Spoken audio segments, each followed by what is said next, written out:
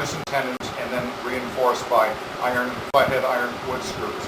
And then the sheathing is nailed on the outside. Another mortise and tenon joint down here. I'm sure this went through a hard life. Now, another clue as to the fact that this is original is these are tongue and groove sheathing. And it's exactly the same as is on the rest of the car. Why don't we swing it around? In fact, what I'll do, you know what I can do is, all right, this is the sheathing from the hood, and notice how it matches up with the sheathing on the cab, and there's no question that this is original. There's the tongue and groove. This is 13/16 inch thick, which is an old standard. If you were to buy it now, it would be 3/4 of an inch, which is 12/16. There's been some modification to this frame. There are a couple of extra, what they call gaines or rabbets up here on the top, as if maybe there were extra supports. There's no question that the resistors in this car are fairly new. I was looking for a date on them and I couldn't find them, but the condition they're in and the style is much newer than the date of this car. So they may have had different ways of supporting things. Now, speaking of supporting, these two timbers, one large and one small, are made of spruce, which is definitely not a streetcar wood. So this must have been added. Originally, the resistors which sat on them, you can see all the holes and mounts here. There were a pair of holes for each one. Sat on the floor, and then for whatever reason they put these beams under and raised them up so that they were off the floor, perhaps for better ventilation or to be able to get at the wires. We aren't sure. Sometimes we find we raise as many questions as we answer as we go through this. And they're held down by lag screws, which are pretty tight. Square head, as are most of the fasteners. In order to access the grids, resistor grids that are in the box, the hood area, they had to have a lid that lifted up. Now this one is obviously new. I think Seashore built it. You can see they just used regular nails and bent them over, and then the outside is covered with tar paper. The very original was covered with sheet metal. I don't think that lasted very long, and then they went to a different covering, which could have been canvas, and I think that's what we will end up using if we can get that issue resolved with people who have other ideas. The major area with which we're concerned at this particular period is to determine the dimensions of the sills, the 8 sills that go across, and you notice I have the number here, starting from right to left. There's some question as to whether these are fir or whether they're southern yellow pine. I'm leaning more toward fir just by the grain, but we're hoping to have the person that we are going to get replacement lumber from tell us exactly what it is. They're all supposed to be the same dimension. However, various things have changed that, and that's what we're going to work on. I'm going to start with the number 1 right. And the upper part is 6 inches wide, unlike the others in the intermediate area. And we discovered that for whatever reason, they had this extending out over the bottom, which is about 5 inches, 4 7/8, 5 inches wide, with a rabbet of where the wood is taken out. We didn't discover that until we got way back on the inside, because this upper part was replaced, as are the tops of many, especially on this end. The reason that they had to replace the tops is because the deck sat on here and it wasn't on that tight, and there were spaces between it, so water got in here and just festered and stayed here for forever. And during much of Seashore's life, in addition to its own life, the car sat outdoors, and there was absolutely nothing to protect it. No layer of metal, no layer of paint or plastic or anything like that. So over time, the Atlantic Shoreline, York Utilities, whichever period it was done, and we will have probably no way of knowing, patched those that needed to be. This one, number 1, has a large patch. It's about 3 inches by 6 inches and goes back to the beyond the metal.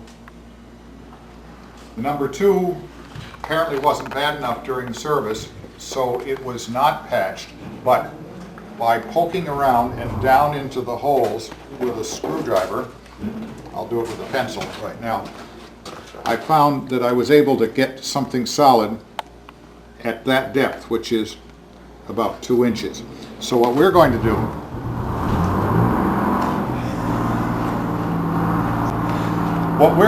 do, is saw off right across a piece 2 inches deep, 46 inches long, which is back to the end of here, which is where it seems to be solid, and the full width, which is in this case 5 inches. The intermediate ones are just about 5 inches, 4 7/8, 5 inches.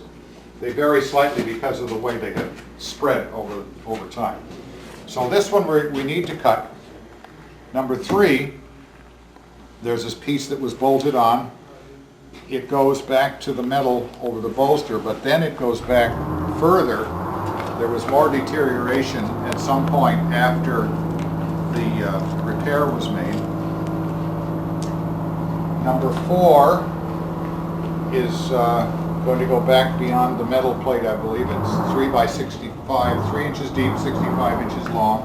Same thing on the number 5. Number 6, we're going to replace this splice and go all the way back just beyond the metal, so it's going to be 84 inches long and 3 inches deep. For whatever reason, number 7 was in pretty good shape, and interestingly enough, in whatever holes and cavities there are, there's what looks like putty. So what we'll probably do on this one is just replace 1 inch along the top. Number 8 sill is one that was replaced here by people using the materials and knowledge that we had at the time, and it really is right as far as the width is concerned, but it's out too far. It's also what I think is spruce, and it's not the right kind of wood, and it doesn't have the rabbet out in the back. So we are going to replace this one, even though physically it's not too bad. It's just not correct for this. Now, looking at the tops of these sills, right across the middle of this deck area are steel plates. These are reinforcements because under them is the steel bolster, and that's where the strain comes when the car is running. When you put the electricity to it, the truck will try to move, and the force it's transmitted to the coupler has to go through these bolts, and as a result they'll rock back and forth and eventually would wear their way through the steel, through the wood rather, if there weren't some kind of reinforcing. Now, none of these plates are original, and the way we can tell that is, there are several ways that they can tell that. First of all, they were cut with an acetylene torch. The edges are quite rough. Maybe you can get a detail of that. I think it shows up fairly clearly on all of them. Second of all, they are too wide. Probably the standard width of plate that they could get was 6 inches, and yet this is 5 inches, and I'm pretty sure that if Locomotive had built them, they would have been only 5 inches. And third of all, they stick up a little too high above the sill itself. The outer ones, on number 1 and number 8, are about 1/4 inch plate. Now, why they were thinner, I don't know, but it's got a very rough edge, so this was something that was done in Sanford. There are 2 bolts going down through it, down underneath to the bolster. And there are 2 in every one, as you can see. The sides on this are nice and even. The ends are cut with a torch. We can probably use most of these, if not all of the larger ones again. When you get to the center, there's a double pair, and that's where the center bearing is, straight underneath where the 4 bolts are clustered. And through the center of the bolster and through the center of the truck is that kingpin, which looks like a great big nail that goes down all the way through into the truck. And that helps hold things together. If for some reason you should have a derailment and the car should come way off the track. The smaller piece of steel is just a reinforcement, apparently to hold the kingpin up also far enough so you can get at it. We're hoping we're going to be able to just pull that out, because what they do on some cars, the truck literally came out from under the car because there was no cotter pin through the pin to keep it from slipping out of place. Looking at this sill, the third one, and then the number 6. We have this piece here, which was kind of a mystery for a while. Well, it's definitely latter day. First of all, you can tell by the wood. It's just some kind of spruce. And what was it for? Well, the floorboards decking came across here, and there was nothing to nail to out here, so they had to put this on as a nailer. And so we'll have to make new ones. But anyway, that's a nailer. Well, all right. The next step, when we get the truck out from under the car, will be we will cut the nuts off, split them, so there's still something here to pound on, and then drive them down through, because it's going to be pretty hard to drive them up through.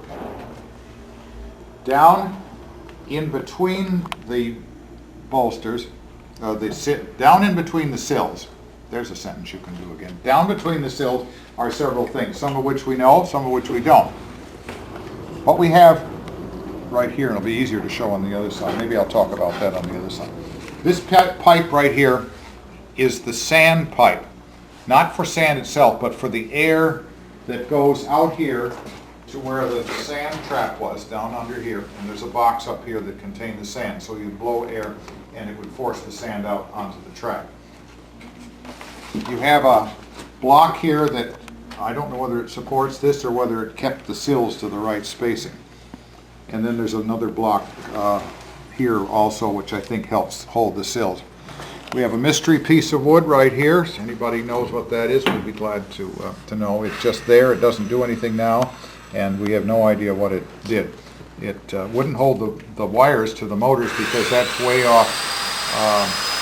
The wires are way over in another spot. What I have my hands on is the truss rod, which goes from one end of the car to the other, bolts through the coupler pocket, or the pole pocket, and same thing on the other side. It's meant to hold the center of the car up.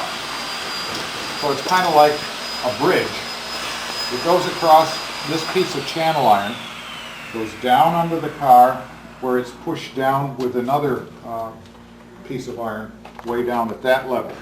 Goes level down under the car, about a foot lower than it is here, and then comes up on the other end, just the reverse of this. This piece of channel is undoubtedly latter day. The ends of it again are cut with a torch. We found one cast iron or malleable iron saddle for one of these of the 8. You've got 4 on the up, 4 on the down side. We've only found one of them, and I don't know whether we'll make new ones or whether we'll just settle for this because this is what was on here for so long. This piece, although it's not correct here, is the support through to which holds the cab. This was something that Seashore put in. It's about a 4x4. Over on the other side, there's one that's much larger and we know is original. Notice all the nails sticking out. Rather than screws, this deck was fastened down with some nails about 3.5 inches long with a moderately large head. They're a common nail, but the head was larger than something that you would get on a standard nail right now. And you can see them all over the place where they were driven in. Now, looking at the front, this is the original front of the car. This is the cab material. The hood covered the whole thing. And there are some details on here which we discovered as we took things apart. First of all, as we mentioned, the extra rabbets, but there's no function for it right now.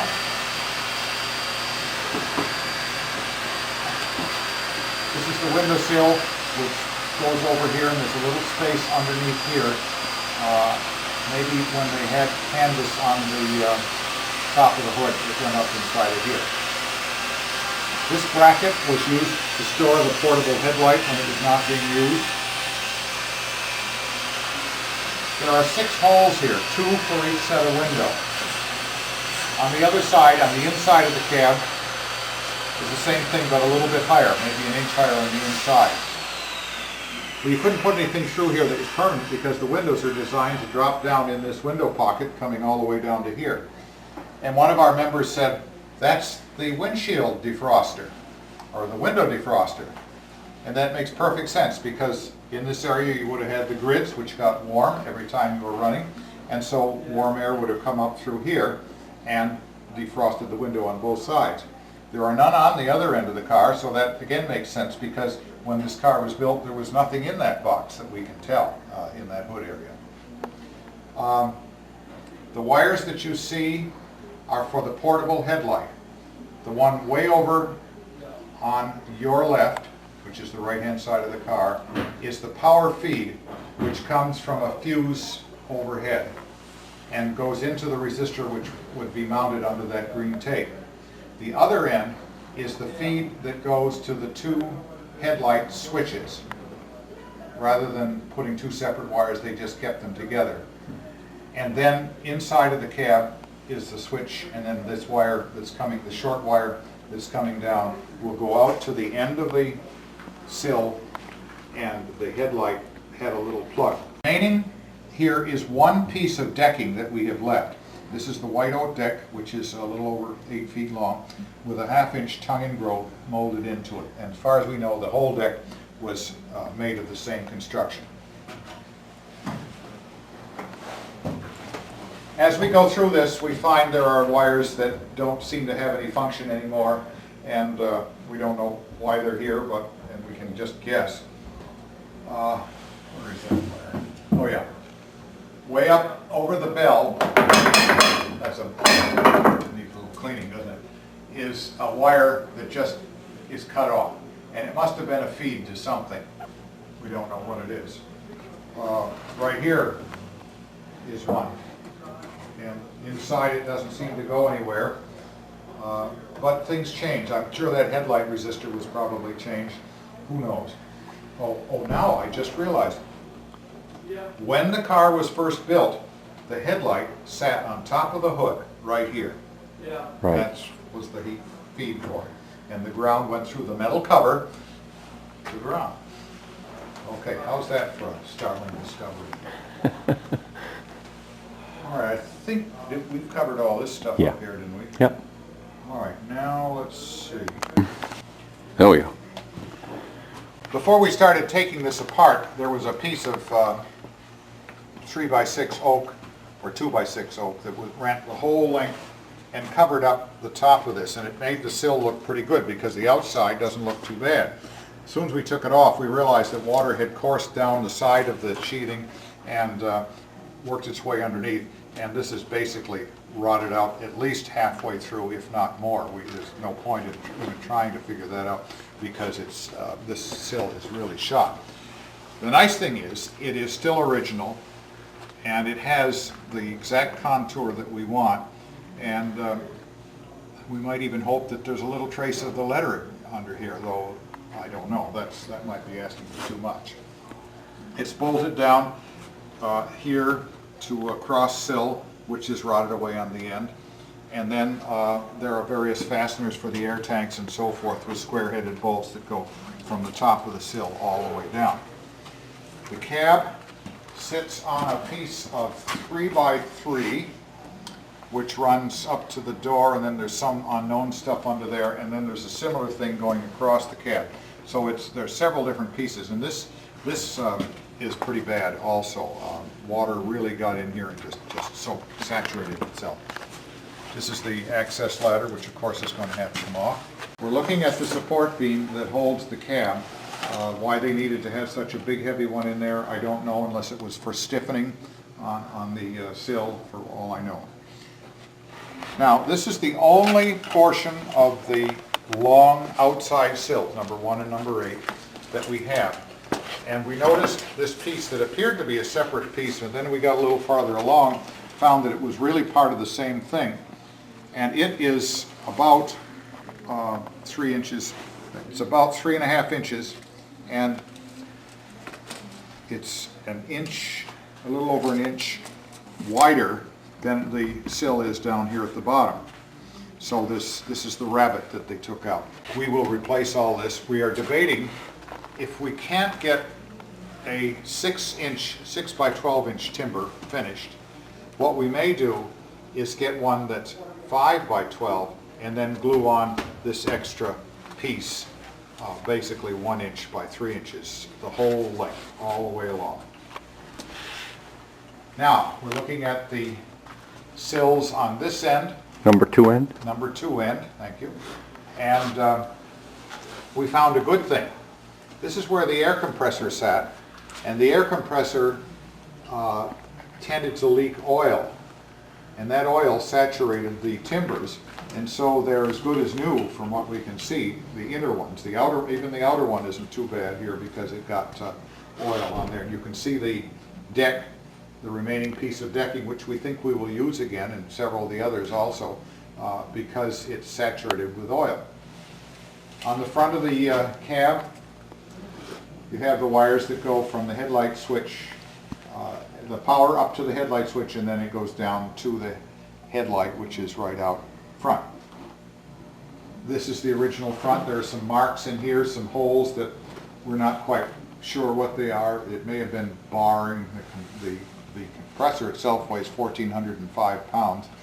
We got that from a General Electric catalog, by the way. We didn't actually weigh it. And it may have taken a lot of prying and so forth. The hood has now been removed, obviously, and as on the other end, the piece of sheathing that sort of bridges between the hood and the post here is actually rabbited into the fascia of the post. So this piece and this one on the other side are original. The actual hood itself, which we will look at in a little while, is definitely not original, and it has many, many differences between the two. But for whatever reason, probably convenience, they left this piece here. I don't know whether we looked on the other end or not, but we found traces of a different kind of green there, light olive green. Yeah. Did we ever get that in there? I think you might have went I on know I the- did, but I don't yeah. know whether you did or not. Okay. Now, this end of the car seems to be better than the other end because it was better sheltered in Seashore's storage, and so we don't have to do as much by any means to the sills. And going across them from number 1 to number 8, sill number 2, with some small exceptions, at this point appears to be okay. It will only need some epoxy reinforcing and possibly some screws. Number 3 is bad, as near as we can tell, 1.5 inches down and 45 inches, which is just about up to that steel plate. Number 4 is probably okay, though as I look, when I wrote that the other day, I didn't have quite the light that I have now. We may have to skim the top of that and put it on. Whereas number 5, right next to it, has already had some splice work done on it. And you can see a piece that they put in there, and we'll just take that out and replace it with another one. I don't know what we'll find when we take the steel plates up. I have a feeling it won't be too bad, but we'll see. Number 6 is in bad shape, and I think we're going to take down about 3 inches here, and hopefully we're all right. We're going to have to get some stock and fit each one individually. The measurements that I made here are only for estimating purposes. Number 7 is in very good condition. Number 8 is the one that was replaced here, and we can't use it again. All right, looking between the sills, we see truss rod here and another one here. They're actually not the same as the outside ones because these just run straight from one end of the car to the other, and basically they tie the coupler together, because when you pull on the coupler here, you've got to have something very solid, and so it's the whole body. The other thing we see, this loop of wire, these two Okay. wires that I have, the one on the right was the power feed to the headlight, and that was in a little box, which we will show later on, right here with a socket. The one on the left was grounded to the frame that the headlight sat on, and goes back to the bolster where it's fastened, grounded. Okay. All right, over here in this corner, we have the sander still in place, which is fed through some couple of interesting, very old-fashioned pipe fittings. This one is cracked. You wouldn't ever see anything like this again, but I think because this runs on very low pressure, we'll just braze that up and use it again. And there's the sand trap, full of some kind of ancient Sanford sand, I guess. So this is where the sand would be poured in. There's a little bar right here. The air comes in from this end, blows the sand up, which is falling in over the dam and down to the other side, and falls on the track. This very long pipe that you see, large pipe, starts here. This is where the air comes from the air compressor, goes down through here, and it cools off. And as it cools off, it gives off the moisture that it's picked up in the air. And then it goes way back under the car to the air reservoir, which one of the first air reservoir, which is what they call the wet reservoir, where the water collects and then you drain it out so it doesn't get into the brake system. Looking down between sills numbers 6 and 7, you can see the wiring that goes to the motors. There are connectors inside of the friction tape. That'll get your light over there. That's better. And we will take those apart, and they'll be illustrated much better later on. But you can see the wiring and the condition that it's in. We're going to repair it with a similar type of wire, what they call type RHW, which is rubber covered with cotton braid on the outside. A little bit hard to get, but we still are able to get the right stuff. Now, yep. Okay. All right, what I have in my hand is the socket for the portable headlight, the plug. The wire was fastened on here. You can just see a little remainder. And then this is a socket which the mud wasps have filled in very nicely for us, which we'll clear out. It's made of porcelain. Then this block was a protection for that, was screwed about in this location to the deck, and there was the wire that we showed earlier was screwed to the back of that. And they had a nice cutout right here. This is undoubtedly not original, but I'm sure it was replaced. And it was rather interesting. Rather than try to chop this whole thing out, what they did is they sawed it here, and then just knocked the whole block out and put back this little piece right here. So that's for the portable headlight. This is the air compressor which furnished the air for the air brakes on the locomotive and on the train. If this was only running by itself, the air compressor would be much smaller. GE, General Electric, CP was this style of compressor, and this is 30 cubic feet per minute. We looked it up in the catalog. The weight is 1,405 pounds, which I'm a little bit concerned with it sitting on this cart here. GE had a very interesting emblem, which they still have. Right there, it is right on the top. This is really kind of a beautiful work of art, actually. We will take this apart and overhaul it. We know it runs, we know it's in pretty good shape, but we don't know specifically what we're going to find until we take it all apart. And we will do a lot of that here. This is the number 2 hood, which in its last configuration was used to cover the air compressor. We don't know what was here originally. There was a hood. They wouldn't have run without them, but I don't know what they put in it because the air compressor originally was underneath the car. So they might have put tools in here, who knows. But for whatever reason, this was rebuilt totally using, as far as I can see, nothing from the original materials at some point. The type of sheathing that they used was also tongue and groove, But this one is about 3 1/4 inches face. Let me measure that exactly so I can, yeah, 3 3/8 actually, with no Okay. bead in it. This one has a 4 1/4 inch face with a bead in the middle and a bead on the tongue side, as well as having the slight bevel on the edge. This is what the rest of the car is built with. This is not. This is something that they probably got at a local lumber yard in Sanford, or if it was built down at Townhouse, who knows. The whole structure is fastened together with common nails. No mortise and tenon joints, just nailed together.